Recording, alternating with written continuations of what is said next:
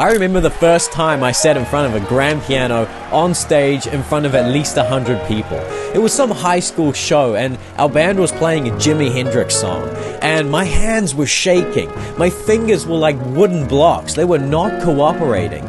And then my solo came around. I threw my little fingers at the keys and it sounded terrible. I made so many mistakes and it was the most embarrassed I ever felt as a teenager. In truth, I sucked at the piano. I was not good at all. And it's because I didn't understand this one important principle that I wanted to share with you in this video. Once I figured this out, I actually started to get good at the piano and I started to feel confident and comfortable on stage when performing music to other people. So if you feel stuck on the piano and it's kind of like this puzzle that you can't solve, you can't figure out how to sound good on the piano, then this idea might be the one thing that you need to hear that will lead to that breakthrough that you're looking for in your playing. Okay, so the principle itself is actually very simple. It's to think of the piano as a sport that requires physical training.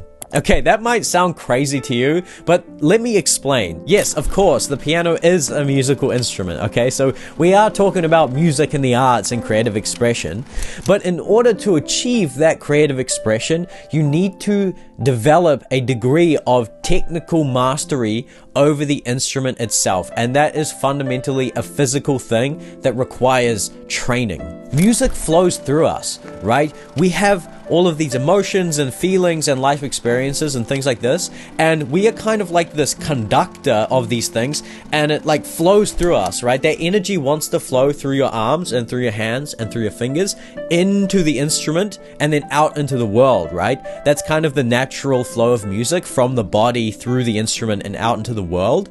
And so to achieve this kind of free flow of this energy, of these emotions that you have, and of these things inside that you want to share with music, you need to develop this kind of strength and flexibility and this technical mastery. So I like to think of music and the piano as a two-sided coin, right? Where one side you've got this purely magical and musical, creative, free-flowing expression, right? This side of music is what connects with people.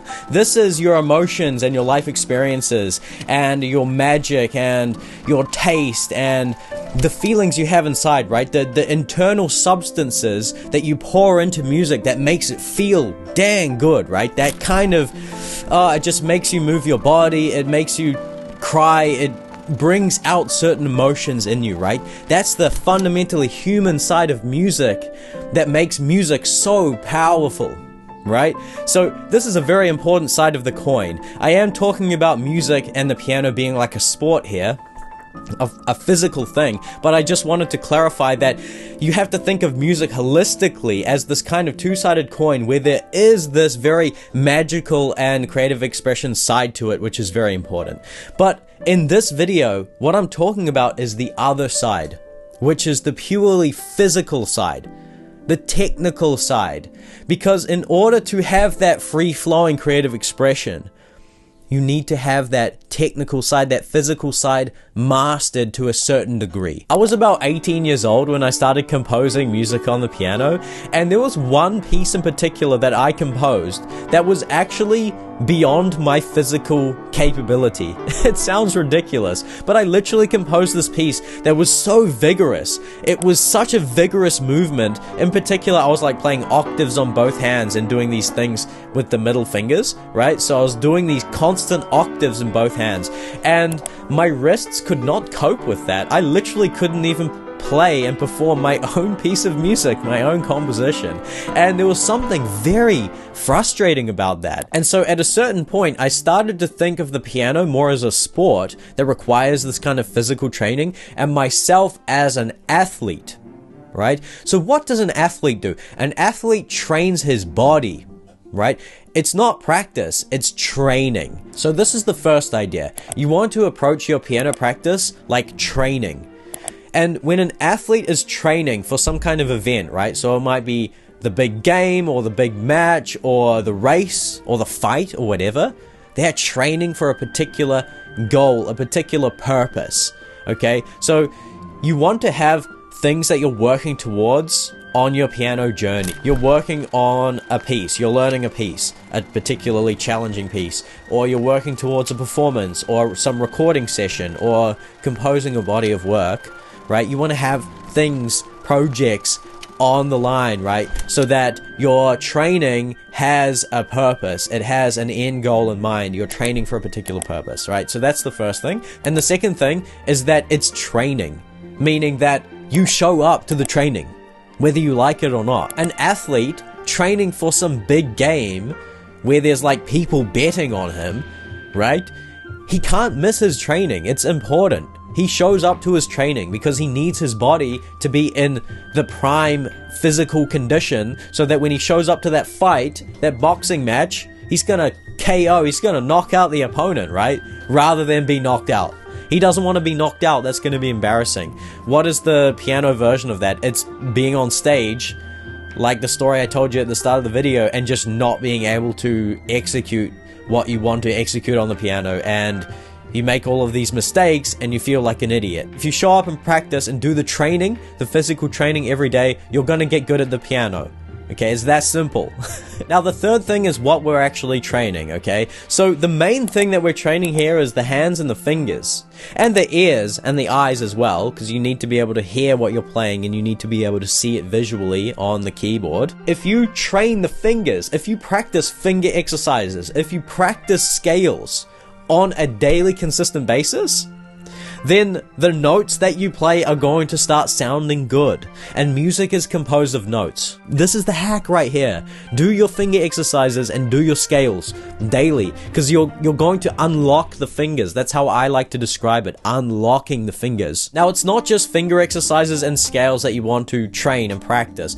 It's everything that you play on the piano. Everything that you learn and play on the piano has a technical element to it, right? It has a particular technique, something that you need to do with your hands and fingers, right? Whether that's a shape, you need to form shapes with the hands to play different chords. So if you want to get into jazz and playing more sophisticated chords, you need to learn the shapes of those chords, right? And then if you literally just hold those shapes and then go up the inversions on the piano, right, and form these different shapes to play these different chords, and then you train those shapes, guess what?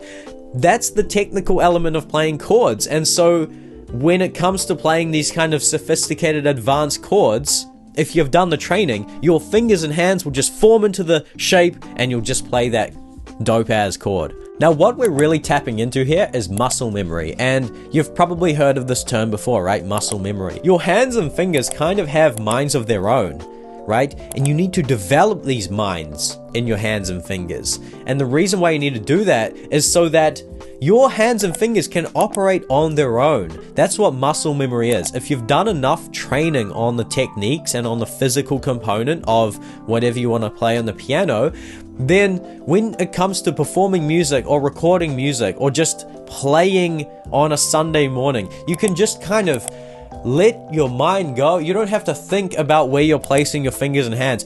Your hands and fingers are just going to operate because you've developed that muscle memory. It's the equivalent of a basketball player having done so many hoops that when it comes to that really crucial moment in the game, he shoots that hoop and he gets it because he's trained it. He's done the training. It's the same thing on the piano. Now, the key to this approach is to embrace the mundane. You just have to show up and do the practice. And you might be sitting there telling me that you don't like practicing scales because they're boring. I've heard this all the time, and actually I heard it from myself first. I didn't practice finger exercises or scales for like 5 or 6 years after I started learning the piano, and gosh, I wish I did.